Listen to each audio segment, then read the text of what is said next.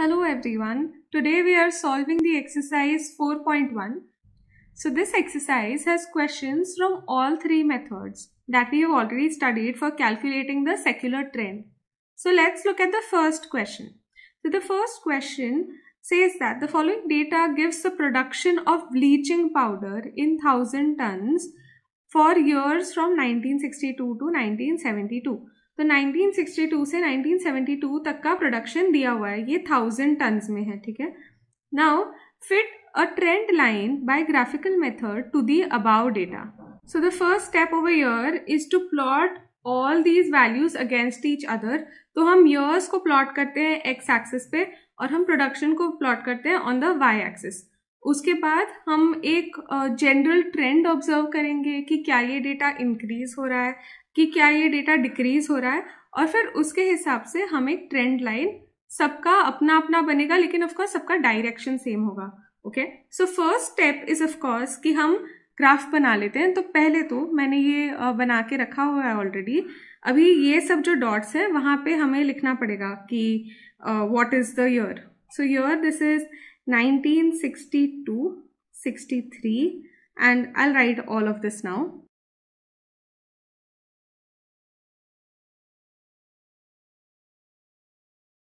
And then next on the y-axis I will fill values from 0 to 10. So this is 0, then we have 1, 2, 3, 4, 5, 6, 7, 8, 9 and 10. Okay, now let's start plotting. So 1962 पे 0 ही है तो ये dot इधर बनता है, right. Next 1963 पे भी ऊपर 0 ही दिया हुआ है, सो दिस इज ऑल्सो 0. 1964 पे if you look it is given as 1. 1965 is also 1. So both of these are 1. So this is going to be here and this is 1. And this one is going to be also here. This will also be 1. Now next, 1966 is given as 4 and then we have 2. So for 66, 4 है. So that's here. So you have to look, इधर भी होना चाहिए और इधर भी. Graph paper पे बनाना of course ज़्यादा इजी होता है, या फिर आप स्केल हमेशा यूज़ कर सकते हो देखने के लिए कि आपका लाइन सीधा है क्या. Okay, now 1967 is 2. So this is here, थोड़ा सा ऊपर. Okay, then next 68 is 4. So again इसके ही लाइन में.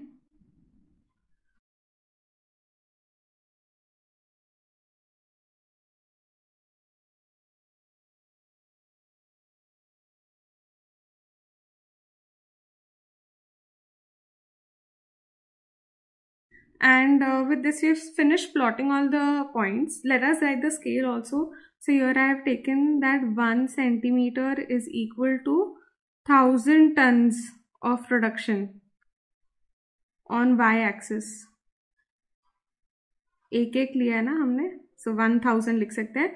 And x-axis पे we have taken 1 year. So 1 centimeter is equal to 1 year on the x-axis. ये लिखना जरूरी है. अब इन सबको हम ज्वाइन कर लेते हैं.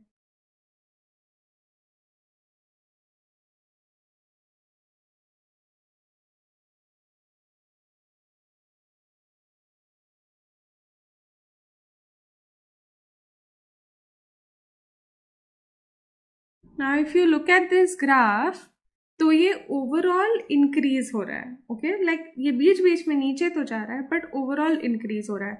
तो जो सब लाइन बनाएंगे वो डिफरेंट तो होगा बट सबकी लाइन इसी डायरेक्शन में होनी चाहिए. ओके, ऊपर के तरफ जाने वाली डायरेक्शन में.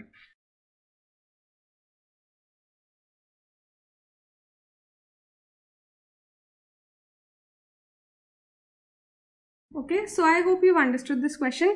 पहले सारे पॉइंट्स को प्लॉट करना है, फिर एक जनरल ट्रेंड दिखाना है. ये लाइन ऑफकोर्स सबके लिए थोड़ी डिफरेंट होगी, इसी डायरेक्शन में होगी, तो इसको हम बुलाते हैं as the trend line. So this is the graphical method. Now for exactly this question only we have to do the least square method and the moving average method in the second and the third question. In the second question use the method of least squares to fit a trend line to the data in question 1. जो भी data था question 1 में वही उसी पे करना है हमें लीस्ट स्क्वायर्स मेथड भी. Also obtain the trend value for the year 1975. तो हमें 1975 के लिए भी ट्रेंड वैल्यू ढूंढना है. अब इस मेथड में पहले तो हम गिनते हैं कि कितने वैल्यूज है. तो let me count the number of years. So we have 1 2 3 4 5 6 7 8 9 10 11 years. So this is odd. So therefore n ka value is equal to 11. Now how do we find the value for u over here? U is equal to basically t, that is the year, minus the middle value.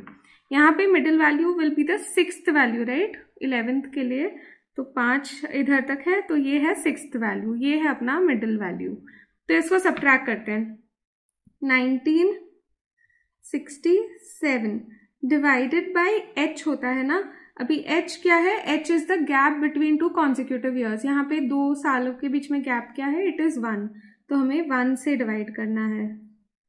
ठीक है. So basically हमें t minus 1967 ही calculate करना है हर जगह पे. तो पहले हम ये करते हैं, हम u का वैल्यू ढूंढते हैं हर जगह पे. Okay. Now u for 1962 will be -5. Then we have -4. Then we have -3.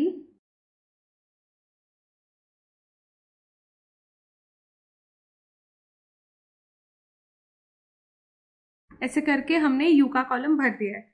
अभी हम एक काम करते हैं, let us write down the equations. Summation yt is equal to n into a dash plus b dash into summation of u, and second we have summation of u into yt is equal to summation u into a dash plus b dash into summation u square.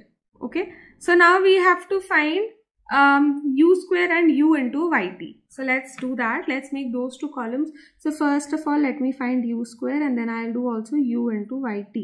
u square के लिए हमको ये वाली column को square करना है basically. So this is 25 16 9 4 1 0 1 4 9 16 and 25 and u into yt मतलब हमें xt के बदले yt लिखा है, कोई फर्क नहीं पड़ता, सेम ही चीज़ है. ये दोनों को मल्टीप्लाई करना है. तो पहले दो तो होंगे 0 0, फिर -3, फिर ये होगा -2. 4 इंटू -1 इज -4. नेक्स्ट 0, फिर उसके बाद 1 into 4 is 4. Then next 2 into 9 is 18. Then next 3 into 7 is 21. And then 4 into 10 is 40. And then 5 into 8 is also 40. Now after this we have to sum everything. तो हमें ये सम करना है, ये भी सम करना है, ये भी सम करना है, ये भी सम करना है, ये चारों को. तो वो मैं कर लेती हूँ. So here if I do 8 plus 2 then I get 10 plus 10, तो ये 20 हो जाएगा यहाँ तक. ठीक है. फिर 9 plus 1 करेंगे तो और एक 10 हो जाएगा, तो 30 हो जाएगा. फिर क्या क्या बच जाता है अपने पास है 7 4 and 1. तो 4 plus 4 is 8 plus 7 is 15 and then we have only 1 left. So this becomes 16 and then we have 46 basically. So this is 46. Now next this one, 1 plus 9. Here also 1 plus 9 is equal to basically 20, 10 plus 10. फिर 16 plus 4 is equal to 20. यहाँ पे भी 20, यहाँ पे भी एक 20 हो जाएगा, तो 40. 25 plus 25 is 50. So we have 90 plus 20, that is 110. Then lastly over here, ये -4 और 4 तो कैंसिल हो जाएगा. फिर अपने पास इधर -5 है, उसका बाद में देखेंगे हम. उसके पहले अभी नीचे का देख लेते हैं. तो यहाँ पे we have 9, then we have 1 plus 2 3 plus 8, that is 11. So 119 minus 5 is 114. Okay, so we have all these values. इनको अब हम equations में put करते हैं. So summation yt or xt, whatever you wish to call it, so summation इस क्वेश्चन में if सब कुछ x में दिया है तो let's use summation X T only. So X T is equal to n is equal to 11, a dash हमें ढूंढना है plus b dash into 0. Then summation X T का वैल्यू भी पुट कर देते हैं यहाँ पे. Summation X T is 46. So a dash is equal to 46 divided by 11, क्योंकि ये वाला पार्ट तो 0 हो जाएगा. दिस इज 4 पॉइंट, क्योंकि 44 होता. Now it will be decimal लगाना पड़ेगा क्योंकि मैंने 0 डाल दिया. फिर 1 इज 11 विच इज 9. देन वापस एक 0 लगाएंगे तो वी गेट 8 विच इज 88. तो वापस 20 आ जाएगा, वापस 1. तो ये ऐसे ही चलता जाएगा 4.1818. तो इसको मैं लिख सकती हूँ 4.182. Okay. And what about B dash? B dash मिलेगा सेकेंड इक्वेशन से. यहाँ पे हम सब्स्टिट्यूट करते हैं. So we get 114 plus 114 is equal to 0 into a dash which is 0 plus b dash into summation u square which is 110. So we get that b dash is equal to 114 divided by 110. Now we'll divide by 0 in the end 10 से. पहले 114 को 11 से divide कर देते हैं. तो we get 11 से divide करने पे पहले 1 तो 0 हो जाएगा, 4 नीचे आएगा तो 0. ठीक है. फिर उसके बाद हम डेसिमल लगा देंगे तो ये 0 हो जाएगा. तो ये होगा 3 विच इज 33. तो ये है 7t. तो फिर ये 6, तो ये 66. तो 4 रह जाएगा, तो ये हो जाएगा 3. तो ये 10.363 है, लेकिन 0 से डिवाइड करना, मतलब 10 से डिवाइड करना है. तो ये हो जाएगा 1.0363. Now that we have found this, let us find the trend line. अब ट्रेंड लाइन का जो फॉर्मूला है वो ये होता है, राइट. और उसमें मैंने सब्स्टिट्यूट कर दिया जो वैल्यूज हमें अभी मिले हैं. अब थोड़ा सा टाइम बचाने के लिए मैंने ऑलरेडी सारे कैलकुलेशंस कर दिए. मैं समझाती हूँ मैंने क्या किया है. सो फर्स्ट ऑफ ऑल, अभी after you find the trend line, ये एक्चुअली हमारा वन ऑफ आवर आंसर्स है जो हमें ढूंढना था, राइट. उसके बाद now the second thing that you are expected to do is that you substitute each of the years over year. Okay. So you put the year over year, find the you, हम जो निकाल चुके हैं already, और फिर हर साल के लिए ये ढूंढना है. तो वही मैंने करके रखा है कुछ सालों के लिए, और फिर मैं बाकी के साल कैसे इससे इजीली मिल सकता है वो बताती हूँ. 1962 that is the first year, उसके लिए -5 पुट करना होगा और ये कैलकुलेशन के बाद ये आएगा. I would suggest writing this number down over year, because बाद में हमें जो लास्ट ईयर था दैट इज 1972, उसके लिए हमें +5 करना होगा. तो ये मल्टीप्लाई नहीं करना होगा वापस, अब सिर्फ लास्ट नंबर के लिए इन दोनों को ऐड करना होगा. 1963 के लिए भी मैंने ये कैलकुलेशंस करके रखा है. ये नंबर लिखना अब भी के लिए जरूरी है. I will explain to you in a while why. 64 के लिए भी किया, 65 के लिए भी किया, 66 के लिए भी किया. ठीक है. इसके बाद करने की जरूरत नहीं है.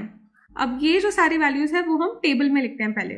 तो if you see over here in this table we want to write the trend values. Now I have already calculated for 1962. 1962 is 0.998. So let me write it down. Then I'll write down for 1963 as well. So 0.038, फिर 1.074, then I have 2.110, then we have 3.146. ठीक है. Now after this, if you look at it, u का value 0 है, बराबर. तो अगर मैं इस लाइन में सब्स्टिट्यूट करूंगी तो I will get only the first part, क्योंकि ये पूरा टर्म 0 हो जाएगा. इसलिए मैंने इसके बियॉन्ड इसके कैलकुलेशंस नहीं किए. तो next value will be 4.182. Okay. Now next year the value for you is 1. 1 से तो कोई मल्टीप्लाई करने की जरूरत है नहीं, 1 ही ये सेम ही रहेगा, बस इन दोनों को ऐड करना है. So that is equal to 6 + 2 will be 8. Then next 3 + 8 will be 1 and 1 carry forward, तो ये 2 हो जाएगा एंड आगे होगा अपने पास 5. This is 5.218. Now next, u का वैल्यू यहाँ पे 2 है. मैंने ऑलरेडी यहाँ पे मल्टीप्लाई किया था -2 से, तो अगर मैं प्लस कर दूंगी सिर्फ इन दोनों वैल्यूज को तो मुझे वो वैल्यू मिल जाएगा. इन दोनों वैल्यूज को प्लस करना है. यूनिट्स प्लेस में आएगा 4. Then next we have 8 + 7 which is 5. 1 carry forward which is 2 point and then we have 6. So 6.254. Now you realize क्यों मैंने बोला कि ये नंबर लिखना जरूरी है, क्योंकि अब हमें सिर्फ ये सब ऐड करना है. पहले हम सब्ट्रैक्ट कर रहे थे, अब बस ऐड करोगे तो आंसर्स आ जाएंगे, क्योंकि 4, 5, 3 सबसे मल्टीप्लाई कर चुके हैं हम. तो I will just do that now.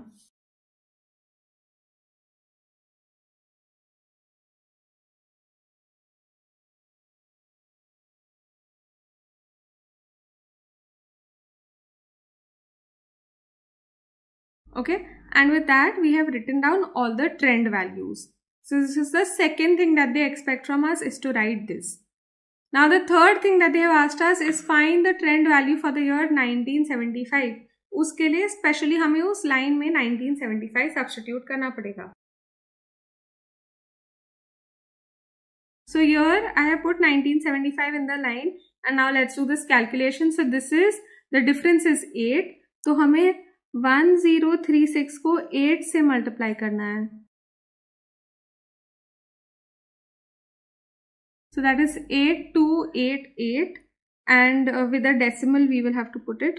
Plus हमें ये भी ऐड करना है, that is 4.182 which is equal to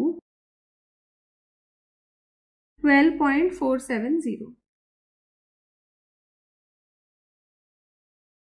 It is also important to mention that the units over here are 1000 tons. So it will actually be just 12470 tons. 1000 से multiply करके. Okay?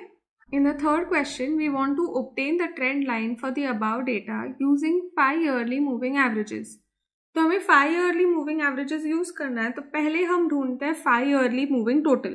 उसके लिए हम फर्स्ट वैल्यू से लेके 5th value तक जो भी वैल्यूज हैं उन सबको ऐड करेंगे, मतलब यहाँ तक, और फिर उनको हम बीच वाली वैल्यू के सामने लिखेंगे, मतलब यहाँ पे 1 के सामने लिखेंगे. ठीक है, तो 0 + 0 + 1 + 1 + 4, सो दैट इज 6. तो हम टोटल को यहाँ पे लिखते हैं. ओके, नाउ नेक्स्ट, इसके बाद हम एक 0 छोड़ देंगे और फिर हम वापस 5 वैल्यूज लेंगे. सो 1 2 3 4 5 यहाँ तक. ठीक है, इन सबको ऐड करना है. सो दिस इज 6 + 2 विच इज 8 और इसको इधर सेंटर वैल्यू इज 1, उसके सामने लिखना है. एक और वैल्यू कवर करना है और एक और वैल्यू लेना है. तो अभी ये 4 भी आ जाएगा. तो 1 2 3 4 5 बराबर. अब इनको ऐड करते हैं. तो ये 8 + 2 10 + 2 12 मिडिल में लिखेंगे. ठीक है, उसके बाद ये 1 कवर अप करेंगे, एक और लेंगे हम. तो दिस इज 1 4 2 4 9. ठीक है, इसको हम ऐड करते हैं. This is 10 + 10 which is 20. फिर हम एक और वैल्यू कवर करेंगे, एक और वैल्यू लेंगे यहाँ पे. तो now we have 4 2 4 which is 10 + 9 19 + 7 which is 26. वो इधर सेंटर में आएगा. देन नेक्स्ट एक और 4 कवर करते हैं और एक और वैल्यू ऐड करते हैं. तो वी गेट 2 4 9 7 and 10. तो दिस बिकम्स 9 + 11 is 20 30 32. एक वैल्यू कवर करेंगे और एक और वैल्यू लेंगे जो लास्ट वैल्यू है. So we get 15 + 13 which is 28 + 10 which is 38. Okay, अभी जो बाकी के वैल्यूज नहीं है उधर डैश लगाएंगे.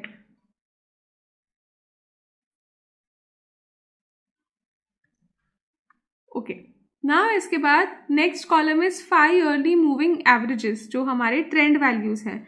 तो ये जो वैल्यूज है इनको सबको 5 से डिवाइड करना है. तो first of course is a dash, second भी डैश है. 6 / 5. 1s are फिर 1 रह जाएगा तो डेसिमल के बाद 0 लगेगा, दिस इज 2 सा, this is 1.2। Next 8 divided by 5, decimal के बाद 30 हो जाएगा तो ये 6 सा, तो ये 1.6। नेक्स्ट 12 डिवाइडेड बाई 5, 12 6 का डबल है, मतलब इसका डबल हो जाएगा answer, which is 2.4। Then next 20 divided by 5 is 4। Next 26 divided by 5,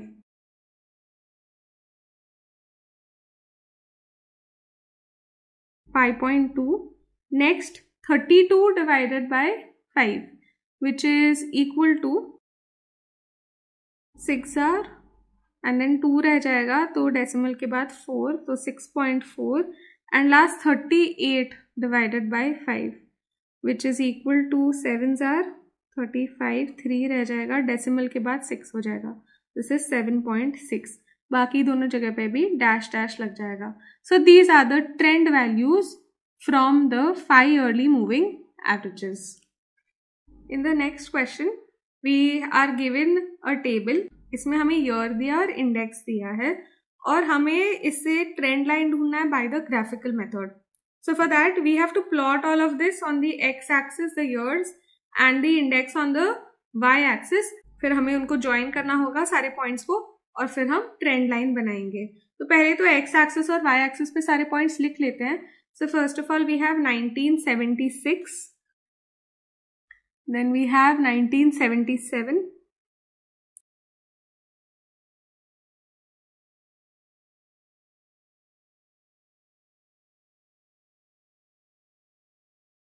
and then next on the y-axis we have to write till 10. So this is 0, 1, 2, 3, 4, 5, 6, 7, 8, 9 and 10.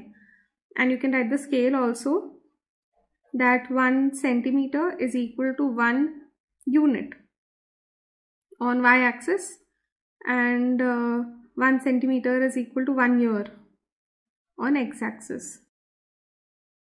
Now let's start plotting. 1976 पे 0 है, ठीक है, table में से देखो 0 है तो यहाँ पे ही डॉट बनेगा। फिर नेक्स्ट 1977 पे 2 है तो ये यहाँ पे बनेगा। नेक्स्ट 1978 पे 3 है, सो 3 के सामने, और इस तरीके से मैं बाकी सारे पॉइंट्स भी बना लेती हूँ।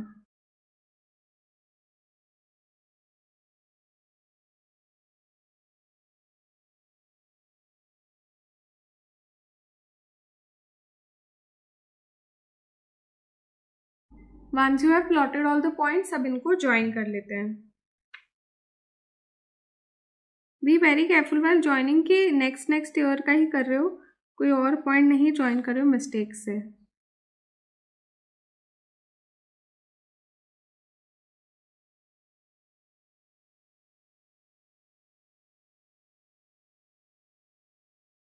ठीक है, तो एक बार हमने ये बना लिया है। अब यहाँ पे दिख रहा है कि ये इंक्रीज हो रहा था, बीच में गिर गया, लेकिन फिर वापस इंक्रीज होने लगा।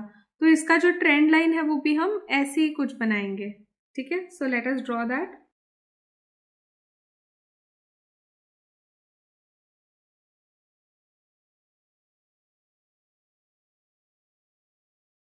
सो सबका जो ट्रेंड लाइन है वो डिफरेंट हो सकता है, but it has to be in the same direction. In the fifth question, we have to fit a trend line to the data given below by the method of least squares.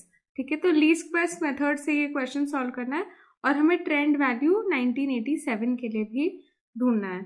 Okay, so first step is of course हम गिनते हैं कि कितनी values है और फिर उसके हिसाब से हम u डिटरमाइन करते हैं।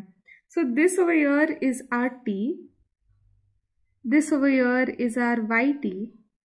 Okay, and let us count the number of values given to us. So 1, 2, 3, 4, 5, 6, 7, 8, 9 and 10.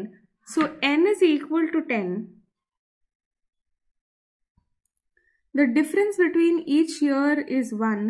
So h is equal to 1. So u is equal to, हमें क्या करना होता है, t माइनस जो बीच के दो होते हैं उनका एवरेज सब्ट्रैक्ट करना होता है।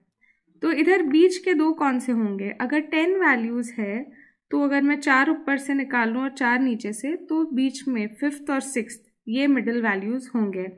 सो इनका एवरेज होगा यहाँ पे, इट विल बी 1980.5, बराबर, इन दोनों के बीच का number.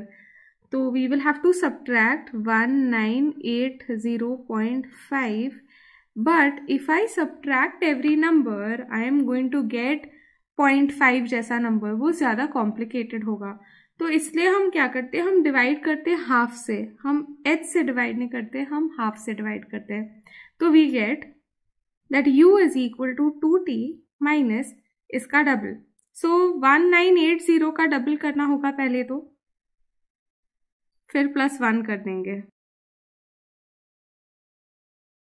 So 3961, okay, that is the double.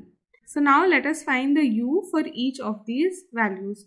So u is equal to, इन सब का डबल करना है और फिर इसे सब्ट्रैक्ट करना है 3961 से। 1976 का डबल will be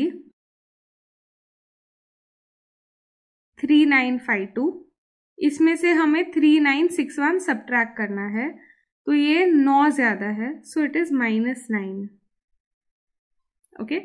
1977 का अगर डबल करेंगे तो यहाँ पे 4 आएगा, 4 और यहाँ पे 61 है, 3961, तो इट विल बी -7। तो अब एक पैटर्न दिख गया है, ये -5 होता, ये -3, ये -1, बराबर, क्योंकि ये तो 3960 होता, -1 होता, ये वाला होता 1, फिर ये होता 3, फिर ये 5, ये 7 और ये 9, ओके। इस तरीके से हम सारे वैल्यूज ढूंढ लेंगे u के। अभी जो 2 इक्वेशंस होते हैं वो लिख लेते हैं, so that we know what all values we have to find.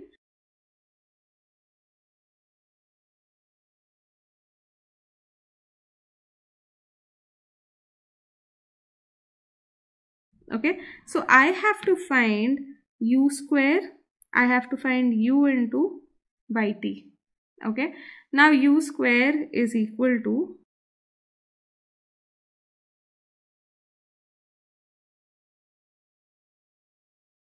now u into yt, as in we have to multiply these two columns. So this is 0, -14 and so on.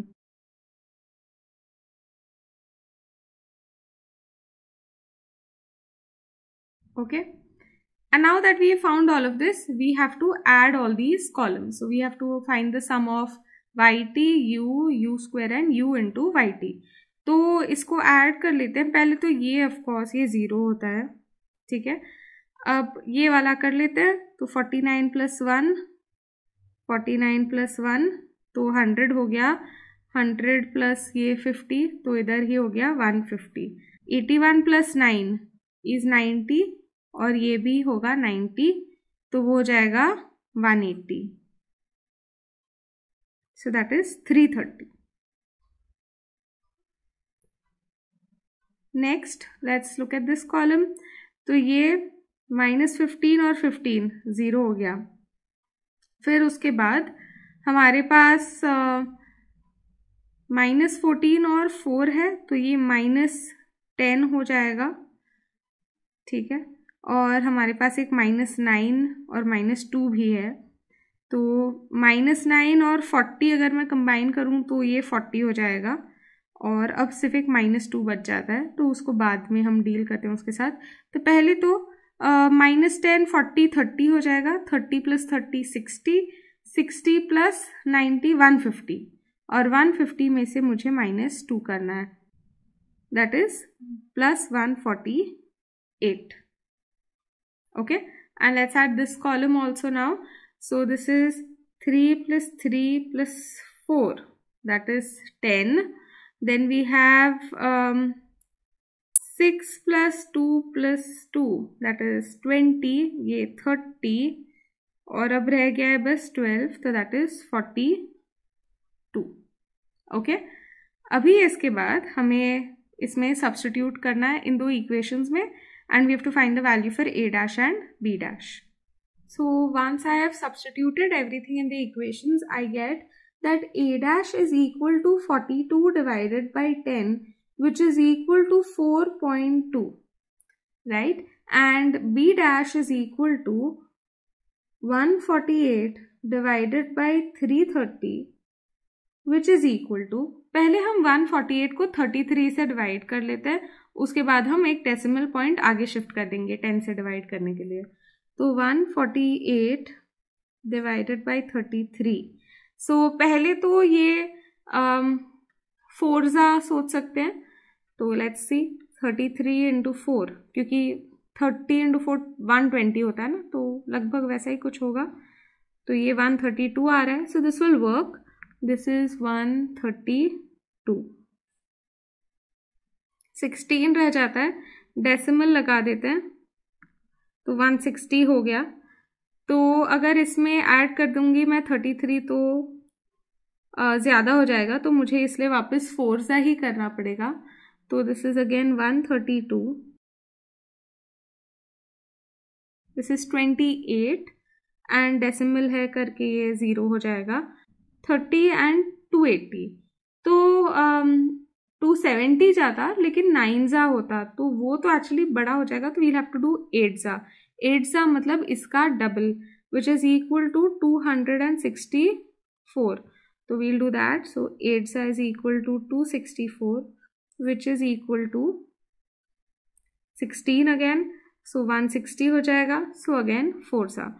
So the answer here with one more decimal is 0.448. Okay. So we are going to leave it at 3 decimals. And now the trend line becomes, the equation is that yt is equal to a dash plus b dash into u, where u is equal to 2t minus 3961. Okay. And hence we get that yt is equal to 4.2 plus 0.448 into u. Okay, this is the value for the trend line. अभी इसको use करके हमें सारे values ढूंढने और फिर उस table में भरना है. Now after finding the trend line, we have to find the trend values for each of the years. So I have done a few calculations already and shown you कि how do you have to do this. तो हर जगह पे u के बदले आप u का value change करते जाओ, उसको मल्टीप्लाई करो, ये नंबर लिख लेना, बाद में इसको ऐड करना है पीछे वाली वैल्यूज़ के लिए, बराबर जैसे हमने पहले क्वेश्चन में किया था. तो उसी तरीके से सब वैल्यूज़ ढूंढ के फिर उस टेबल में लिखना है. तो वो मैं अब लिख लेती हूँ. तो मैं बाकी सारी वैल्यूज़ लिख चुकी हूँ ऑलरेडी कैलकुलेट करके, लेकिन ये वाली वैल्यूज़ अभी मैं लिख देती हूँ. तो the first one is 0.168, the second one is 1.064 and the third one is 1.96. These are the trend values. Now see, these answers could vary, थोड़ा सा अलग हो सकता है डिपेंडिंग ऑन ये इक्वेशन क्या लिया हुआ है. अगर इसमें एक डिजिट भी एक्स्ट्रा है तो आंसर्स थोड़ा थोड़ा सब बदल जाएंगे. ठीक है. तो मैं सजेस्ट करूँगी कि हमेशा 3 डिजिट तक लो. टेक्स्ट बुक में यूजुअली वो लोग 3 डिजिट तक लेते हैं, तो वैसे लेंगे तो मोस्ट प्रॉबेबली आंसर्स मैच करेंगे. ठीक है. अभी हमें इसके अलावा एक और चीज़ भी ढूंढनी थी. We had to find for the year 1987 what is the value of the trend. So in that 1987 into 2 minus 3961 करेंगे तो 13 आता है. उसको मल्टीप्लाई करने पे 5.824 आता है. इन दोनों को ऐड कर देते तो हमें मिलता है 420. So we get 10.024. This is our final answer. In the 6th question, we are supposed to obtain the trend values using 4 yearly centered moving averages. अब 4 yearly moving averages में हम डायरेक्टली नहीं कर पाते हैं, क्योंकि जो वैल्यूज़ हम कैलकुलेट करते हैं वो 2 years के बीच में आते हैं, राइट. और फिर हमें एक्चुअली पहले 4 year मूविंग टोटल ढूंढना पड़ता है, एवरेज ढूंढना पड़ता है, लेकिन वो बीच में आएंगी वो वैल्यूज़, उसके बाद हमें क्या करना पड़ेगा कि उसको वापस दो दो को ऐड करके हमें उसका वापस एवरेज निकालना पड़ेगा। तो फर्स्ट स्टेप बहुत इजी इज कि आप चार चार वैल्यूज को ऐड करो जैसे हम नॉर्मली करते हैं, ठीक है। तो पहले चार वैल्यूज मतलब 0 2 3 3 यहाँ तक हमें ऐड करना है सब कुछ। सो दैट इज 6 + 2 दैट इज 8। और ये 8 कहाँ लिखेंगे? 2 और 3 के बीचों बीच, तो यहाँ पे बीच में लिखेंगे। Okay, I hope you can see a clear distinction. Now next, पहला वैल्यू छोड़ दो, एक और वैल्यू लो, तो दिस बिकम्स 5 + 5 विच इज 10, जो 3 और 3 के बीच में लिखा जाएगा। नेक्स्ट एक और वैल्यू छोड़ देते हैं, एक और वैल्यू ले लेते हैं। So this is 6 + 4 that is 10 + 2 that is 12, तो 12 आएगा इसके बीच में। देन नेक्स्ट हमें एक वैल्यू लेना है और एक वैल्यू और इग्नोर करना है। सो this is 9 + 5, so that is 14, so that I write over here. Then next 6 + 4 10 + 7 that is 17, which will be written over here. Then next मैं एक और वैल्यू इंक्लूड करती हूँ, तो आई गेट 6 + 4 10, 5 + 7 12, तो वो हम यहाँ पे लिखेंगे। फिर लास्ट 4 वैल्यूज, तो दैट इज 5 + 7 12, 18, 18 + 10 28। ओके, और बाकी जगह पे तो हम कुछ लिख नहीं सकते, तो वहां पे हम डैश डाल देते हैं। ओके, अभी इसके बाद हम क्या करेंगे, ये जो वैल्यूज है इन्हीं के लाइन में उसको 4 से डिवाइड करके आंसर लिखेंगे। So first value is 8, 8 divided by 4 is 2। Next 10 divided by 4, तो पहले तो 8 आ जाएगा तो 2, फिर 2 रह जाएगा तो 0.5। 12 divided by 4 is 3। Next 14 divided by 4 is 3.5। Next 17 divided by 4, तो इसमें 4 फिर 1 रह जाएगा 16 सब्ट्रैक्ट करने के बाद, तो फिर 2 आएगा, फिर 2 रह जाएगा और फिर 5। नेक्स्ट 12 का वैल्यू है 3 और 28 का वैल्यू है 7, ठीक है। तो इसको हम बुलाते हैं स्फो ईयरली मूविंग एवरेज। बट अगर ऑब्जर्व करोगे ये किसी साल से करस्पॉन्ड नहीं कर रहा है, तो ऐसे नहीं चलेगा, हमें अभी दो दो को ऐड करके उनके बीच में डालना पड़ेगा। इन दोनों को ऐड करके बीच में लिखेंगे तो फिर हमें मिलेगा कि ये इसके लाइन में है, 1978, 3 और 4.5, ठीक है, सब एक ही लाइन में आ रहा है। फिर नेक्स्ट इन दोनों को ऐड कर दो तो वी गेट 5.5, फिर इन दोनों को ऐड कर दो तो मिलता है 6.5। नेक्स्ट इन दोनों को ऐड करके we get 7.75। Next we get 7.25 and lastly we get 10. Okay, and now ये सब एक एक साल के करस्पॉन्डिंग है, यहाँ पे डैशेस लगा सकते हैं हम, जो साल के लिए हम नहीं लिखने वाले हैं। आगे के दो और पीछे के दो पे कुछ वैल्यूज नहीं आएंगे। अभी जो हमने ऐड किया है वो 2 नंबर को ऐड किया है ना, तो इसको डिवाइड कर दो by 2। So 4.5 divided by 2 will B 2.25। I realized that I had made a mistake over here. So this has to be 6 + 4 + 12, right? So that is 22. और 22 को अगर मैं 4 से डिवाइड करूंगी तो मुझे मिलेगा फर्स्ट ऑफ ऑल 5, ठीक है, 0.5। तो ये वाला जो वैल्यू है वो हो जाएगा 9.75 बराबर, और फिर ये जो नीचे वाला वैल्यू है वो हो जाएगा 12.5। तो बस इतना चेंजेस करना होगा, ठीक है। अभी हम ये कंटिन्यू करते हैं, हम जो ये कर रहे थे डिवाइड करना है बाई 2। तो यहाँ पे 5.5 को 2 से डिवाइड करने में पहले तो 2 मिलेगा, उसके बाद 1 कैरी फॉरवर्ड होगा तो that will be 7, and then again 1 carry forward होगा that will be 5। Now next 6.5 के लिए it will be 3.25.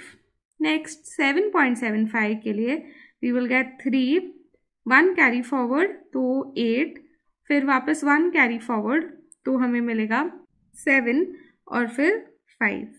नेक्स्ट 9.75 के लिए we will get first of all 4 जा 1 कैरी फॉरवर्ड 17 हो जाएगा तो 16 जाएगा तो 8 जा, फिर एक और रह जाएगा तो फिर 7 जा और फिर 5.